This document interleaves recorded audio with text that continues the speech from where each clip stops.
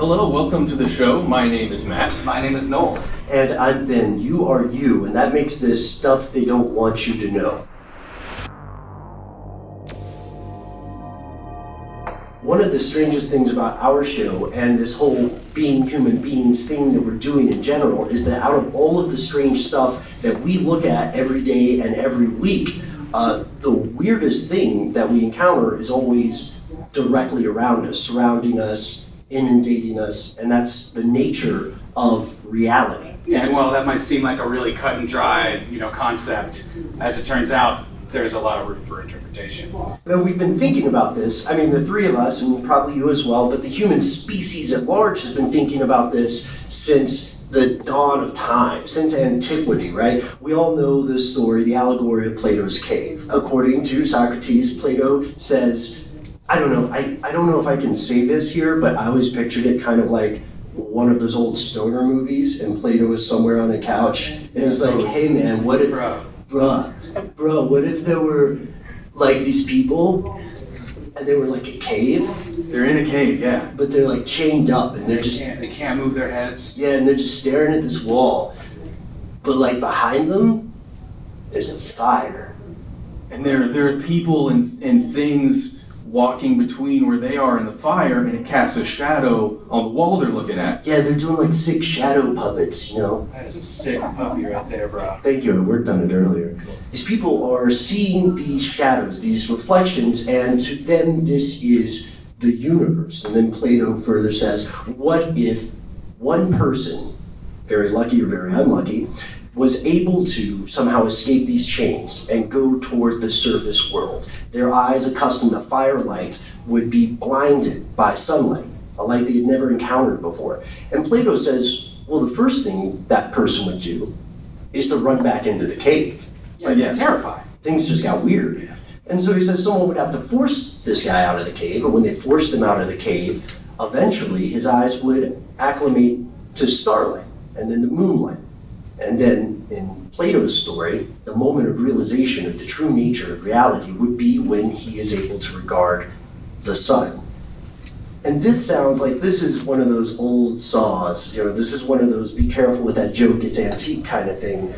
But we see it still applies. And if you've seen any number of science fiction films, read any number of science fiction authors, Philip K. Dick is a great example, The Matrix, there's that moment where the person who's had their mind completely blown, their total reality completely shattered, has the opportunity to go back and tell his buddies that are left behind in the cave what he has discovered. And Plato, by the way, says that no one will believe this poor schmuck, because he'll come back and his eyes acclimated to the sun will be essentially useless in a cave. And they'll say, well, all right, buddy, maybe you went somewhere, but clearly it's not that great. Yeah, you had some kind of visions because you can't see anything, obviously.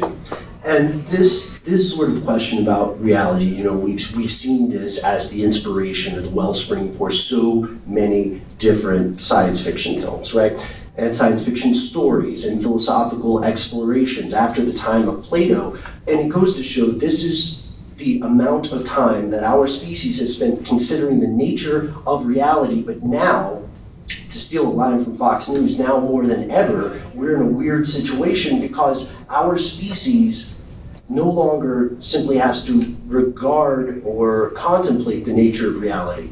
Instead, we are arriving at a moment where we have the technology, the hardware and software to begin to manufacture our own versions of this reality. We've gone from contemplation to fabrication. And one of the biggest driving factors here, oddly enough, it's not some noble pursuit to the stars or the inner mysteries of humanity, but maybe it is. It's gaming.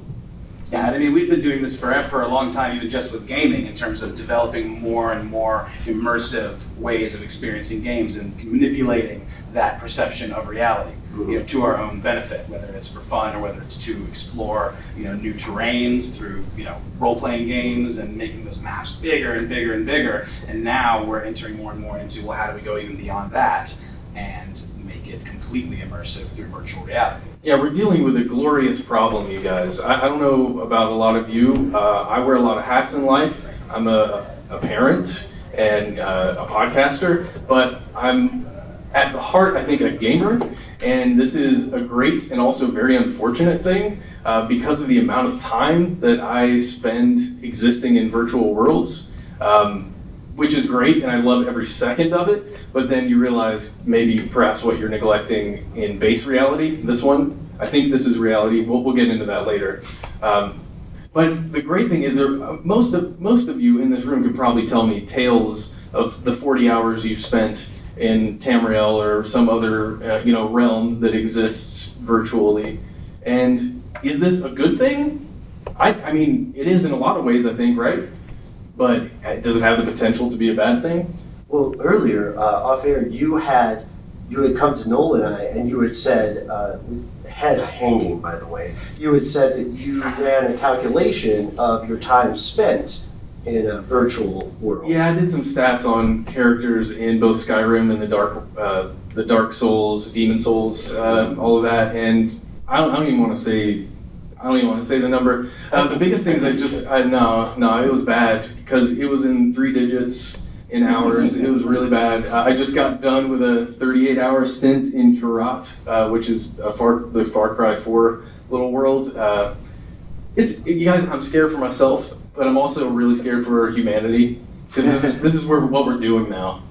Anyway, this is all for later. But is it a bad thing? I mean, at the very least, to paraphrase Michael Jackson, you were not alone. I mean, yes. The concept of gaming is ancient, right? Like we found notched bones and dial-like devices that date back into antiquity. Like we're still, as a species, hunting down the oldest game in the world. And our best guess is something that's sometimes called the African Stone Game, sometimes called Mancala. Right? Yeah. This is a great game. Maybe some of you played it in grade school. I don't know. We got to learn it and play it once or twice. It's where you have these little pits.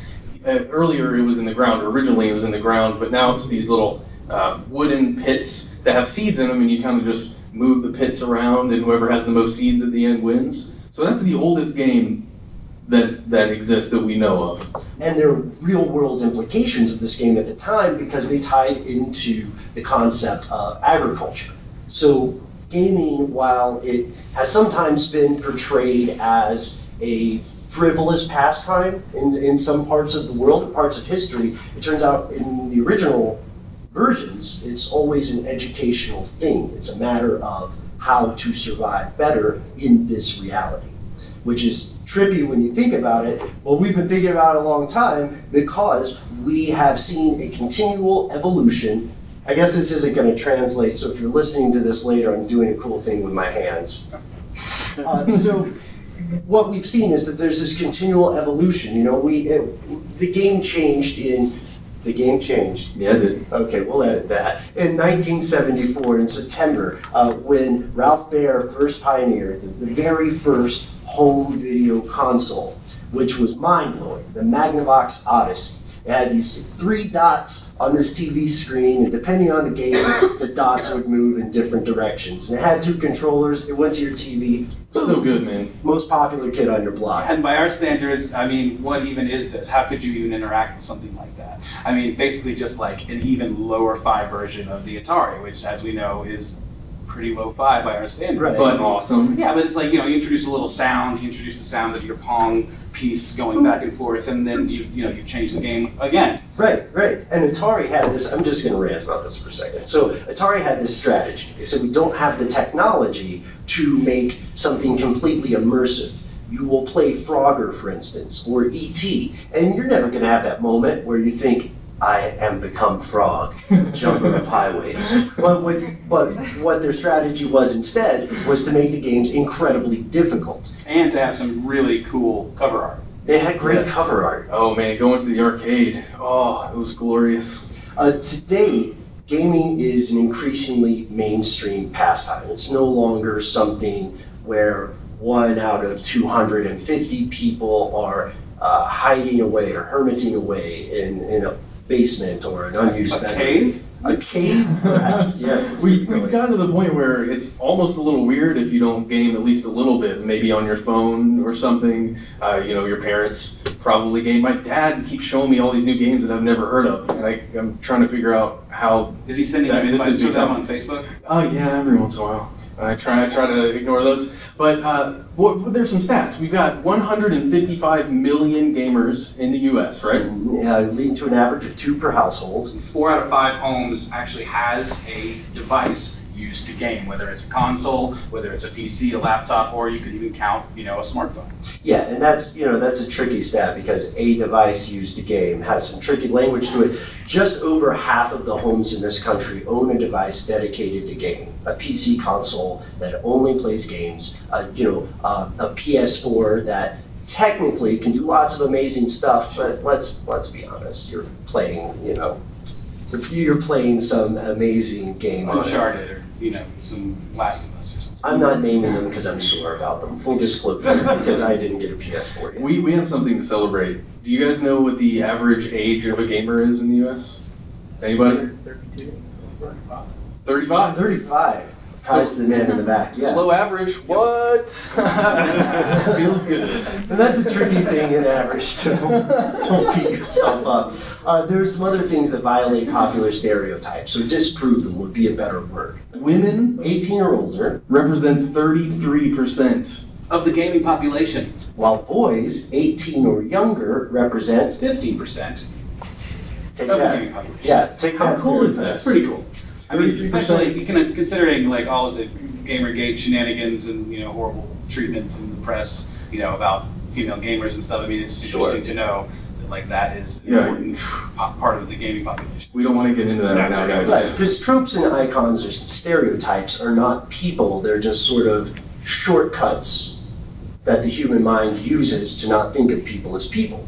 And so now one of the next big steps is this entirely immersive world. This thing where it's no longer, the shadow of a dog on a cave wall. It's no longer something that could maybe be a frog. Yeah. It's now something that looks and feels exactly like a frog. The slippery skin, the weird ribbit, and the smell of gas and the sound of a car as you get across the highway. That is virtual reality gaming. And it's something that has been attempted unsuccessfully for a long time.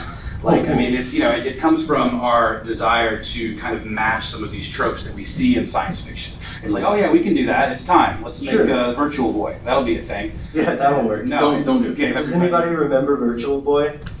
Yes. Yeah. Yeah. The migraine machine. One person in the audience remembers Virtual Boy. It was so clunky. It was so huge. It looked like, so it would go around your face like this. It protruded out about this far. So it was a set of like the worst binoculars on earth. And it had a little tripod on it because you had to put it on the table and then go like this. And then you basically saw everything the way Terminator sees everything. Yeah, all red. Right. It's all red. It's all little readouts. And you hear about iStrain using like Oculus Rift or any other virtual device that we have now. And this thing, iStrain, was almost immediate upon seeing it, so that was fun. So that was successful. I mean, they got that right. But it was mind-blowing too. I mean, we're kicking rocks at it, but it was... until it was incredibly disappointing. But now it's like we've gotten to a place where the technology's finally caught up to these tropes in a pretty big way. So the kind of virtual reality are like holograms, for example, that we're used to seeing in like Blade Runner and like these kind of sci-fi films. We actually have the technology to match that, and we're getting to a place where it's becoming much more readily available. I don't know if you guys have seen these. There's so many videos of like Oculus Rift tests on people's grandparents, for example, where they make them put it on and play a horror game, and they practically fall out of their chairs every time. I mean, this stuff is very, very immersive, and it does a really good job of recreating these environments and putting you in the game. I mean, it's incredible. I mean, we live in an age right now where posthumously celebrities and musicians can make appearances via hologram. That is bizarre, it's mind-blowing, it's amazing, but it's still not the end. Because right now, if we look at it, we look at our senses, right? The average game approaches 2 primary senses, sight and sound. But the next move, the next one that's coming up soon, is tactile. It's haptic feedback. It's playing a game where you can differentiate between the feel of the fabric on this table. For everyone listening, I'm touching the table. I feel like I have to tell everybody this. And you can also feel the difference between the glass. Weight, for example. Weight or as even well. you could feel the sensation of sand, going between your fingers, things like that, or grass under your feet. Right. And we're already working on haptic feedback in different ways, and we're getting closer and closer, but we're nowhere near what you're talking about. Not yet. The point is, though, in the continuum of game design and game creation, the end goal, it seems to me, has always been to make it more and more and more immersive. So as immersive as things are now, what's it going to look like in 20 years as these tactile technologies are made better and better and more streamlined? And that's the million-dollar, billion-dollar question, because a strange thing is happening. First, as you guys probably know, we often hear about 5 senses. They're more like, if our complete range of senses were an album, these are like the 5 breakout singles you hear about on the radio. Because the human body and the human mind have many more senses, and I'm not talking about ESP or X-Files stuff. Not in this episode. This would be more stuff like your ability to sense temperature, heat, cold, the difference between on different parts of your body. There's also something called proprioception, which is very Dr. Seuss in the way it sounds, but is immensely important to all of us. And that is the ability to know where parts of your body, your limbs and such, are when you're not directly looking at them. That's the reason you can close your eyes and touch your fingertips. This is one of the things that virtual reality will emphasize in gaming and experiences, because it'll go beyond gaming as well. And the other senses, don't worry, they're not going to get left out. Smell, the taste of butter, for fans of The Witch. The other senses are all going to ideally be addressed, because what we are trying to create as a species turns virtual reality into a misnomer. Virtual reality is only virtual at the moment because it can be differentiated from the world in which we live now. So the projections in the cave versus life on the surface. Right, but what if we could build the surface? That's what the next big steps are. And right now, another thing, right now we can still call it virtual reality. Yeah, we're still there. But here's the craziest part of this is that we'll usually hear about this advertised, or journalists will talk about it as a new way to play. What was that, Far Cry, you said? Yeah, that's what I mentioned, yeah, Far Cry. Okay, I'm not game shaming you, I just want to make sure I get it right. It was okay. It was okay? It was pretty good. Well, the next iteration, they would want it to be a new world, a matrix of sorts. But some of the most important advances in virtual reality now are occurring not through games, but through the real world immediately in life-saving and life-destroying ways. Yeah, we're not talking about just using virtual reality for entertainment, either sexual or otherwise, which is how it tends to be used. That's how a lot of innovations occur. Right, Betamax and VHS. These fields, yes.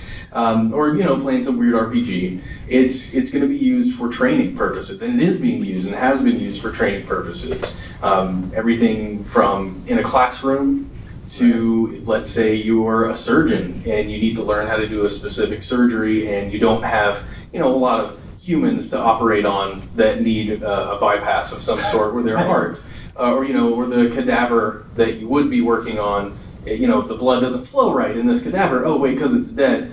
So with these virtual reality worlds that you can create, in this case it would be an operating room, you can have a full-scale human being. Right, yeah, the age of resurrection then has passed. So there are things like the Surgical Theater and Conquer mobile company, and they make these VR simulations, because let's face it, surgeons are vital to the world, right?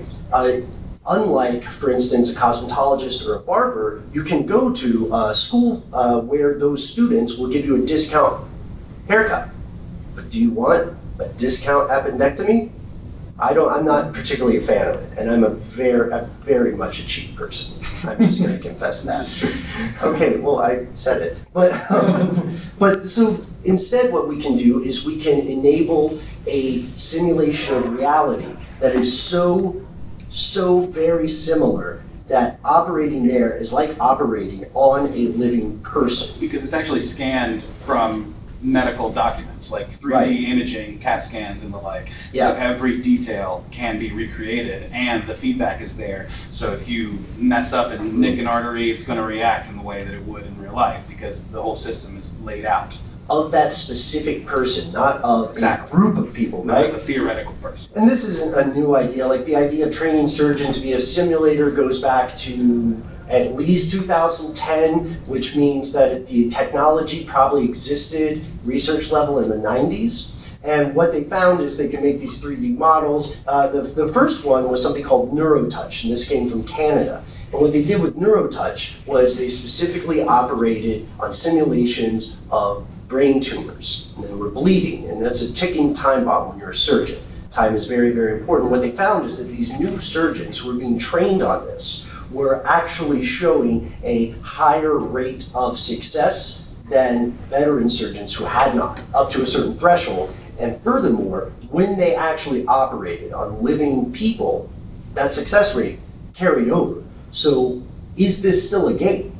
Or is it a life-saving thing? And this NeuroTouch had relatively limited capabilities. There was never a surgeon who was like, oh, I thought it was there. But what we did find is that training does matter. Side note for Star Trek fans, the NeuroTouch guys are Trekkies, so they invented their own Kobayashi Maru, which I think was brutal and unfair. There was no way to save the patient, and they did not tell the kids going in. They just let it happen. It's not nice. You shouldn't do that. I mean, they're surgeons, they have to learn, but also Google Cardboard. Something as simple as Google Cardboard was used to save a baby's life when doctors in Miami combined this with 3D imaging, and then the surgeon conducted heart surgery. We're not there yet, but the kind of things you might see in like Minority Report, for example, a film, where you could have a surgeon interacting with some sort of virtual reality interface, and then on the other end, somewhere across the planet, there is a device that can mimic the motions that the surgeon would do down to the precise move, and actually save a life from across the planet. And I know there's telemedicine things that are happening right now, but I think this is probably going to be the next step, using the same technology, taking it out of the training realm into the real operator. Like the best surgeon in the world would happen to live in Singapore, for instance, and then they're working on someone via this virtual reality connection in Bangor, Maine. Yeah. And on the flip side of all this, we are also using virtual reality technology, not just to save people in this way, but we're also using it to train people for combat. Right, so, and we've known this for a while. The U.S. Army, the Air Force, and the Navy, they all use their own types of simulators. They have various different kinds. There's usually, a VR headset or just a set of monitors, and they're usually sitting on top of something that moves around, so that, let's say you're learning how to fly a plane or a jet in combat situations, or you're learning what happens when your jet is on fire. What do you do in that situation? Rather than, flying a jet and ejecting, let's put them in this VR thing. That's probably a good idea. And it gives you that haptic feedback, sort of like you might find in like a game controller, where if you're playing like Mario Kart and you round a corner doing a drift, you get that vibration on the controller that gives you that feedback, so you know what's going on. It's sort of a more elaborate version of some of that. And many of these technologies are first cooked up by Uncle Sam's resident math science department, which is something called DARPA. And DARPA typically has a lead time on technology. And sometimes people will tell you this sounds crazy, but if you hear about something being publicly announced by DARPA, the odds are that they've been working on it at least 6 years. And you'll hear different time curves, but that's essentially it. These simulators can also run training missions. This stuff is not just for a medical surgeon. This stuff is not just for training a pilot in a safety or emergency situation, although it is for those things. It's also for things like sniper training. And there's things like Command and Conquer. I don't know if you guys ever play that or any other top-down strategy game like that. That exists, it's real. They've got real versions of this where you can look at an area in Afghanistan, you can move your troops around, see what happens, play out simulation. What happens if we move troops here? What happens? How do they respond, right? And then you run the AI. It's pretty advanced. It's super cool. Ben, you had a professor who was working on something like that, right? Oh, yeah, I guess we can talk about that. So I went to Georgia Tech for a time, and one of my professors was a guy named Dr. Brecky. And Dr. Brecky is, if we close our eyes and picture a mad scientist. Do you have it? Like a Doc Brown type figure? Yes, but with glasses. There he is. Okay, so this guy revealed to us that he was working on a program to create a virtual simulation of Afghanistan. And the idea was that if we account for all of the variables involved, then what we're able to do when we push these variables or nudge them or make small changes is going to be very close to what would happen in the real world were those variables to change. Spooky stuff, right? And the idea was to build models of different countries and then eventually have some kind of weird digital oracle that could roughly predict, the same way Asimov's psychohistory did, changes throughout large swaths of the human population. Yay! But I mean, good and bad, right? I don't know if he did it all the way. I don't know if I want to ask him. So we know that there are all these different, the Navy has their own research programs into this, the various medical technologies. There's a beautiful thing about classrooms where we can decentralize the physical location that holds a lot of students back. So we can say we have these kids who have this amazing talent for trigonometry, right? Or these amazing artists. And we would love for them to learn together because human beings are more than the sum of our parts. However, one kid lives in Bhutan, one kid lives in Peru, 2 kids live in Canada. And they can all meet at the same time, no lag time. They can learn together. There's another darker reason why this is fundamentally important. And that is because virtual reality also encapsulates the ability to, or also encompasses the ability to destroy. The most apparent example of this in our time would be drone technology. So we have had instances very recently where there is what is called, collateral damage, right? A schoolhouse is confused for an arms warehouse. And because those children had to be in the same room, they die. With something like this, there's a decentralization of that physical location. And what this means is it doesn't mean that people are going to be saved. It doesn't mean that all people are, and it doesn't mean that terrible things won't happen. But it does mean that we're finding different ways to address this problem. So if there's a child born today, when that child is 18, then they may graduate college without ever having to set physical foot in a campus. And so we see that every invention is sort of like, is like fire. It can burn, it can warm, and the various realities we are constructing are the same way, very similar. And this leads me to think, the old question, we still haven't answered it. What is the nature of reality? Sure. So we get back to the senses, and we really think everything everything you think I'm speaking to myself, by the way, is what you've taken in through your senses, right? You've read words, then you have thoughts, then that is what you know. And if we're in a device, if we are hooked up to a device that we cannot distinguish what we are seeing and hearing from me talking to you on this microphone, then what the heck? Where are we? Where is reality? And we get into the situation where we're going to be building so many of these things because they're going to be profitable as all heck, right? Because if you could go and live in another world that's so vastly different from this one and yet indistinguishable, and you can go do whatever you want, I'm going to pay money for that. I already do. I pay $60, $70 a pop when I get a new game. Oh, God. But yeah, so what I'm saying is if I could exist in those worlds right now, I probably would be doing it, and it terrifies me because there is something inside me that wants to do that. Well, and it already kind of happens when you're playing a game. In some games, there are games within the game. There are people who will go into a massive multiplayer. Well, Grand Theft Auto is a really good example. Oh, yeah. All the mini games in Grand Theft Auto that you can do. And then it makes us think, is that reality still virtual, or is it just another form of reality? Is experience really just like nesting Matryoshka dolls, in a game within a game within a game within an experience? And I know that's a little bit weird to say at 4:30 in the afternoon, but it's true. Yeah, I feel like it's a little early for all this. Yeah, and just like as we see technology exponentially getting more and more advanced, like we can see these things in our lifetime becoming just insanely advanced, more so than we could in the past. Ooh.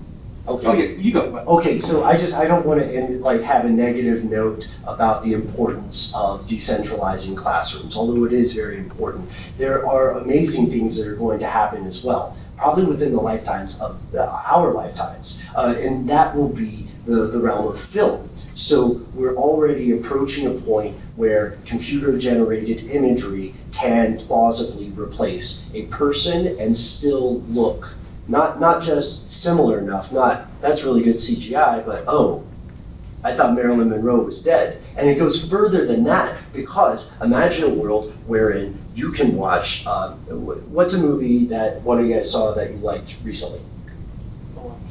The Lobster was good. Okay, all right, so you can replace the protagonist of The Lobster, right? But it's not you walking through it like an old Dragon Quest game or something. Instead, what you're doing is you're having agency. So you can move around. All these other actors become NPCs, non-player characters, that will react to your decision. So what if in The Lobster, I'm going to be careful not to spoil it for anyone who hasn't seen it, what if in The Lobster, at the very beginning, this guy goes to a hotel? What if you're in the movie and you decide that you want to make a different decision? Then the movie moves with you. And this is so fundamentally different from the other realities we have tried to create. In the world of theater, which is again ancient, it would be like you're watching a performance of Hamlet and then you stop it and say, no, say this. And not only do they say it, but it ripples out and affects the rest of the play. That's what's going to happen with film. And what happens after that is a little bit difficult to guess, but it's going to be an exciting thing to watch. It's also one of these things where, like, does that fundamentally go against the idea of like a singular vision and a creator who took the time to write and produce a film like The Lobster, which is a very unusual, interesting film. Mm-hmm. Do we really want to put that in the hands of any old person that wants to just pop in there and change it up for their own amusement? I think it'll happen. You think so? Guys, we're missing the biggest thing. What's the biggest thing? The biggest thing is, are we in this room chained to a wall and are we staring out? Man. Is that everything that exists in here, is this just shadows? And how do we prove that it's not? That's the biggest thing. And I know it seems easy, right? You can knock on the table. Hey, that's easy. I can throw something and one of you will probably catch it. Well, hopefully. You're a good catch, I can tell. You're a really good catch. I mean, how do we prove that, right? So then we have a lot of people thinking about this problem, that have been thinking about this problem. I don't know if any of you saw Elon Musk, the little video where he was being interviewed and a person posed the question, how do we know we are existing in base reality right now and not in a simulation? And he went a roundabout way of answering it, talking about how much time he spends in hot tubs. Apparently Elon Musk spends a lot of time in hot tubs. But anyway, he said we have a 1 in 1 billion chance of existing currently in base reality, and that sounds a little crazy. You got to take it with a little grain of salt. But what he was speaking to was about Moore's law and the advancements that we've made in technology. 40 years ago we had Pong. Now, what are we? I'm trying to think of the most advanced game. What's the most advanced game right now? Are you singling people? Yes, because I know you know. The new Metal Gear Solid. New Metal Gear Solid is crazy. Huge world. You can do so many different things, and the way the NPCs interact, it's incredible. Matt, I have a question though. Point of order. Yes. Where was Elon Musk when this interview took place? More directly, was he in a hot tub?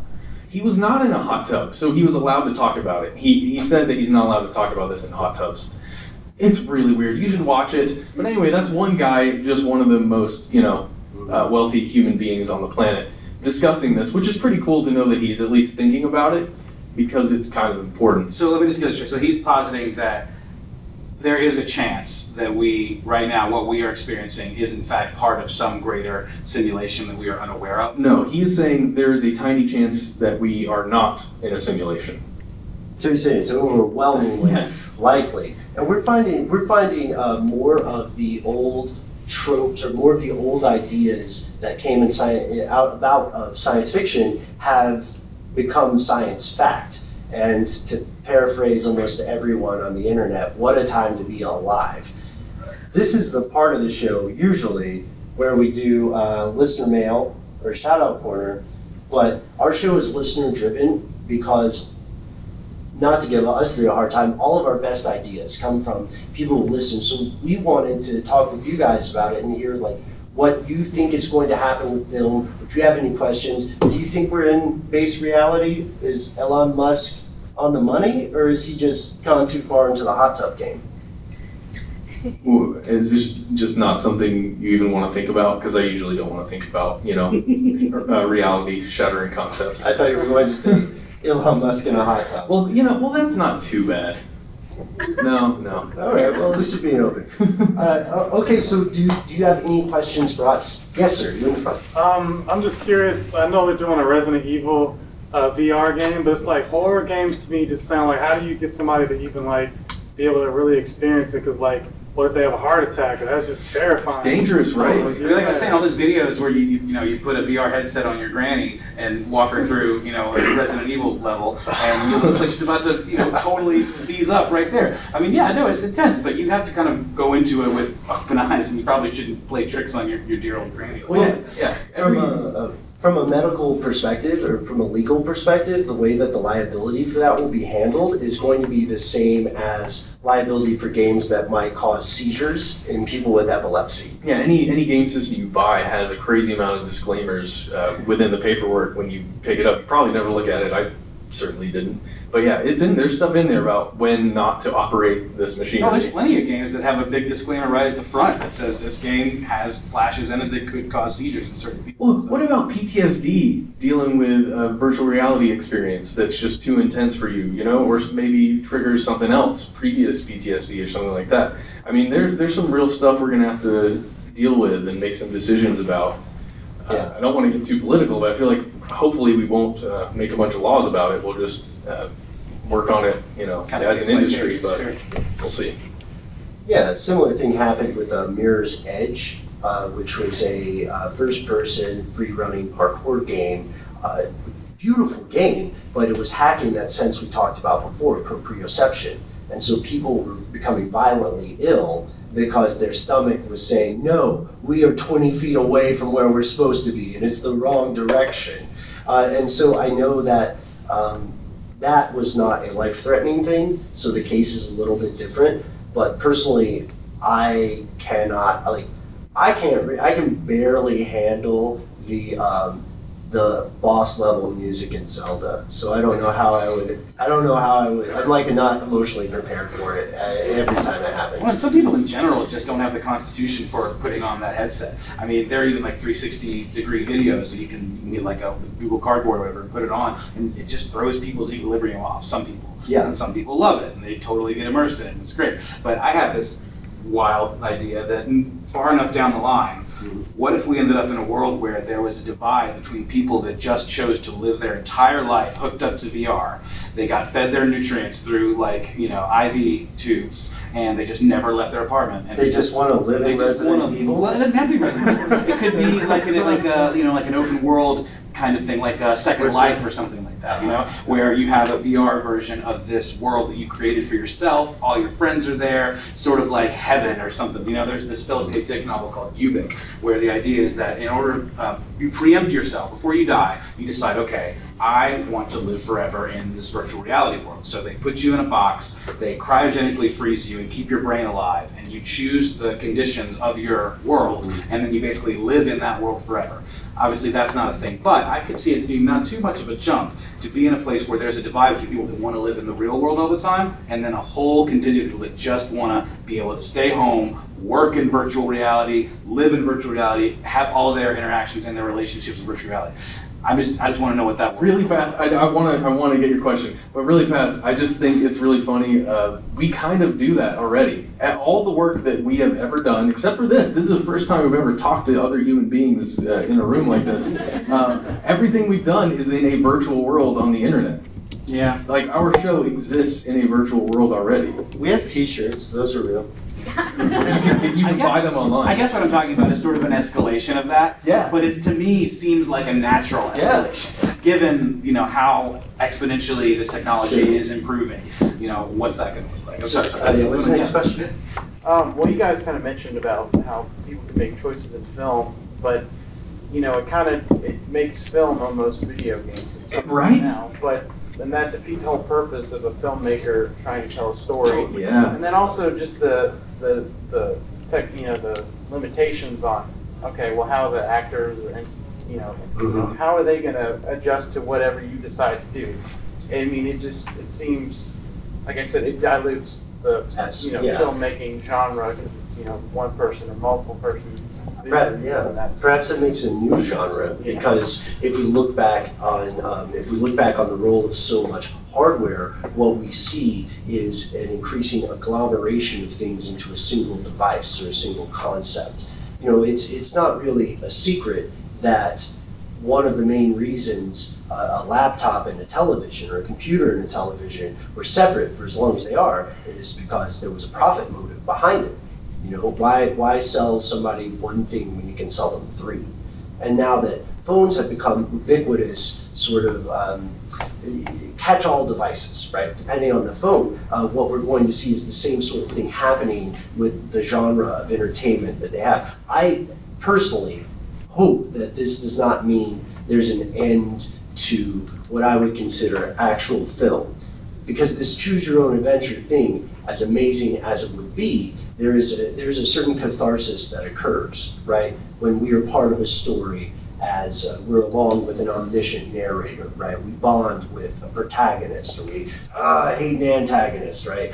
And I don't think that'll go away. It almost has the illusion of making it more personal, where it's like, this is my experience with this film. These are the decisions that I would make. I am, you know, guiding the destinies of these characters myself. But in a way, it makes it more impersonal because everything becomes about the individual. There's no shared experience anymore, you know. And so it's, to me, like this future of everything existing in this way or being, you know, focused in that way is very impersonal and kind of a little soulless. You know, one weird example of this would be when if you're Mr. Torrance in an interactive version of The Shining, right? Horror movies are one of those things where people watch it and they say, "No, don't go in there. We have all these stereotypes about various people and their role in a horror film, their archetype, right?" But anybody in their right mind playing the role of Torrance and being able to make a decision and really thinking that they're in a haunted, perfidious, living mansion would obviously not go into a room where a decomposing lady gets out of a tub and strangles you. That's just not a good life goal. And so that's why I don't think this would all go away. And I agree with you, Noel. I think that people would ultimately feel it feels a little bit empty. You know, if you play a video game for a long time, for instance, and you've beaten everything on it, you have the highest score, you've gone through all the cheats or whatever, and you're walking around in this sandbox of a world saying, I have infinite power and I'm infinitely bored. That's what would happen. Well, yeah, that's what you have. I'm not sure. I don't know, just like Noel was talking about people having to choose between reality and virtual reality. Like you necessarily have to choose. With dolphins sleep with half of their brain and the other half sleep. Oh, yeah. People probably do both at the same time. So a layer. Yeah, I'm not necessarily saying you would have to choose. I just think there would be people that would choose, like, to exist in that world alone. Yeah, that's not right. You mean we'll hang out. But the thing is, you know, I was thinking about virtual economies in like Second Life or some other virtual world like that, and how much money there is to be made inside those things, and there would be jobs. There will literally be hundreds, if not thousands, of jobs doing that. And there are now. Well, yeah, and we're going to lose all the manufacturing jobs, all the manual work jobs here in base reality. Well, they may be automated. Well, they'll be automated. So what I'm saying is, it won't be a human doing any of that. So we're going to have to go deeper down into the levels. We have to go deeper. Oh my gosh, so that we can have jobs. Oh boy, I'm scared. It's going to be fine. It's going to be fine. Oh. All right, does anybody have another? Yes, you, sir.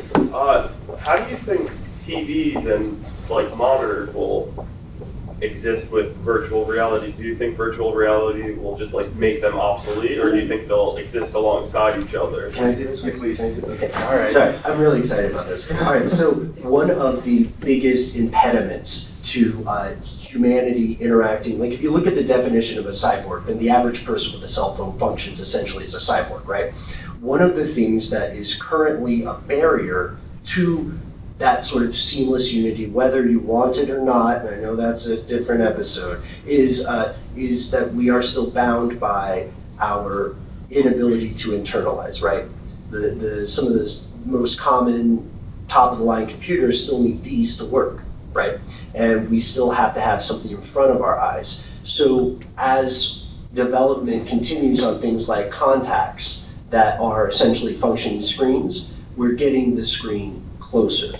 And for most of the evolution of monitors now, we've been trying to build, we being humanity, not Nolan, Matt, and Speak for yourself. But okay, well, everybody but Matt. And what we've found is that as we've made humongous screens that are really big. IMAX, right? IMAX is large enough that if you're sitting in a theater and then you get that awesome shot when they go over the cliff, part of your body, for a lot of people, jumps with it. Well, there's no end to your field of vision. I mean, rather it like encompasses your entire field of vision. Right. So, and you can see that with like curved screens that they're putting out now. So one step would be that the screen essentially gets closer, it becomes a contact. The next step, which is tremendously controversial, would be that the visual input is somehow put, like wetware, directly into the parts of our brain that decode signals from our optic nerves. The scary thing about that is the idea of what would you do if somebody said, we'll give you this enhanced supervision and we'll give it to you free.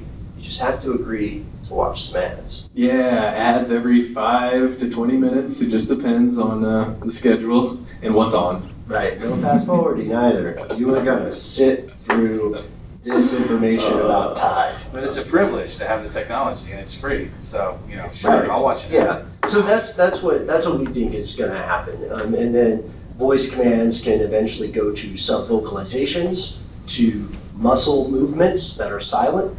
So we'll go away from a restaurant thing where you see the pictures of everyone to their phone, where you see pictures of people just at the same table, sort of staring up and to the left and going like,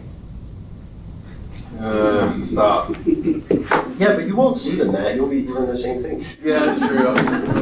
You're right. Okay, I'm okay. All right. So that's what I think. And then after the sub-vocalization, of course, then it would just be information directly from the consciousness.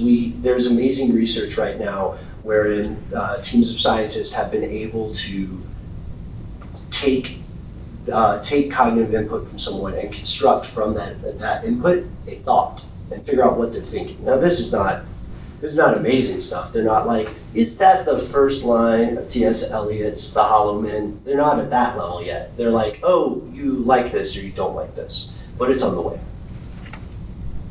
Anybody else? Yeah, we haven't. You choose. Yes, sir. Okay. Have you seen this? I swear I saw this in the last year, but there was and it was a real life event, but it was like a live version of Back to the Future where you were basically standing on the square and you would see Doc Brown and them leave in the DeLorean. Mm-hmm. But I'm thinking about like if you could do that in a virtual reality thing, you could like stand in different places on the street and like you could go see what else was going on in the town. Can you imagine all the remakes that would happen if you could virtual world like a classic film like that? Oh yeah. That sounds almost like an augmented reality thing too, where you combine your surroundings with something that's projected on top of it. Mm-hmm. I'm not aware. And I think I think they were doing like a Star Wars, and you would be like, standing in different places and locations, and they would act it out. It's kind of like a play, but you're going to be walking around a set and see all the different locations. And there's a lot of amazing stuff happening with camera work at this point that allows for that kind of 360 inclusive vision. We're probably going to see more and more of that as well. As far as how far it will go, I don't know, because the film industry is very risk averse. So that's why there's a sequel for everything before there's a original film. There's even a camera that just came out, I wish I could remember the name, but it's not exactly a 360-degree camera. It's a camera that the way it captures photons, it can capture them from behind. So it does capture 360 degrees, but not in the traditional VR kind of way. It would just allow you to like separate the foreground from the background. So it captures the subject and the background and what the subject is blocking. And so then, in post you can move. and it captures the light in a way that you can manipulate the exposure and the focus after you've already captured the image. So I mean, that to me is just mind-boggling and enters into all of this, you know, future technology. It also means that it's going to be almost impossible to separate a real photograph from a photoshopped one. And you won't need a green screen anymore. So that's cool. Politics are going to be really fun in the next few decades. So any other questions? Did you have one? Yeah. What is each of y'all's favorite piece of speculative fiction that kind of speaks to these issues surrounding VR that we're going to be dealing with in the next couple decades? Not The Matrix. Black Mirror.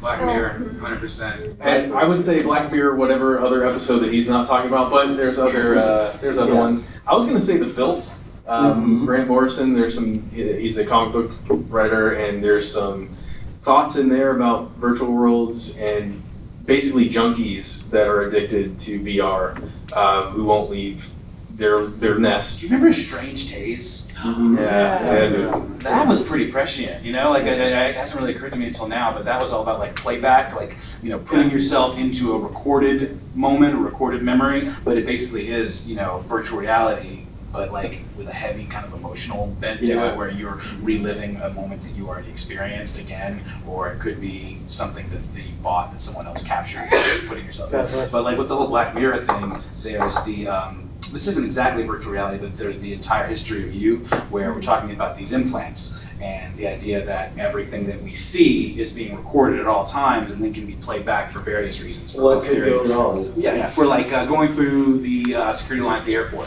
instead of having to, you know, go through all these ridiculous processes and lines, etc., they just play back your last 48 hours and see that, no, in fact, you did not pack, you know, explosive places and you can go on through. But things like that and technologies like this, there's always these emotional aspects that we don't think about. Like, what does that mean to a relationship? What does that mean, you know, like to, if you fight with your spouse, for example, and they can just say, oh no, you totally said this thing, here, I'll show you.